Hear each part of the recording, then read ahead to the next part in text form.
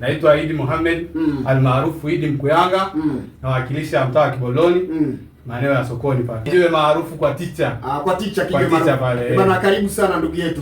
Kutoka pande za Kiboloni. Kiboloni wanakusikiliza kwa hivi sasa. Wewe kama shabiki wa Young Africans ambaye umekuja hapa kuwakilisha mashabiki wengine wa Young Africans kutoka Kiboloni kuhusiana na mchezo wa siku ya kesho, na umemsikia brother akizungumza hapo kwamba kesho mna kazi huko pembeni kutokana na mabwana wawili walioko huko pembeni kwenye kikosi chao. Kwa upande wako una kitu gani cha kujigamba cha kumjibu?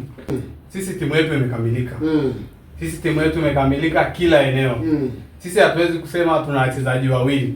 Sisi kuanzia namba 1 mpaka namba 11 tumekamilika. Wote mpo vizuri. Tumekamilika kisawa sawa. Yaani tukisema labda substitution pia zipo zimekamilika. Anamsemea Israel Mwenda. Israel Mwenda ni beki namba 2 bora kwa sasa. Anasema kule kwao walikuwa hapati namba. Alikuwa hapati namba au walikuwa wanampiga misumari? Walikuwa wanampiga misumari kijana, ndio maana amekimbia. Kijana amekuja Jangwani na anacheza mpira vizuri na anaonyesha performance. Ni mchezaji ambaye ameonekana tangia akiwa Serengeti Boys. Amekuwa anaonekana kiwango chake kinaongezeka na amekuja Jangwani zaidi, kiwango kinaongezeka zaidi ya alivyokuwa huko Makoloni.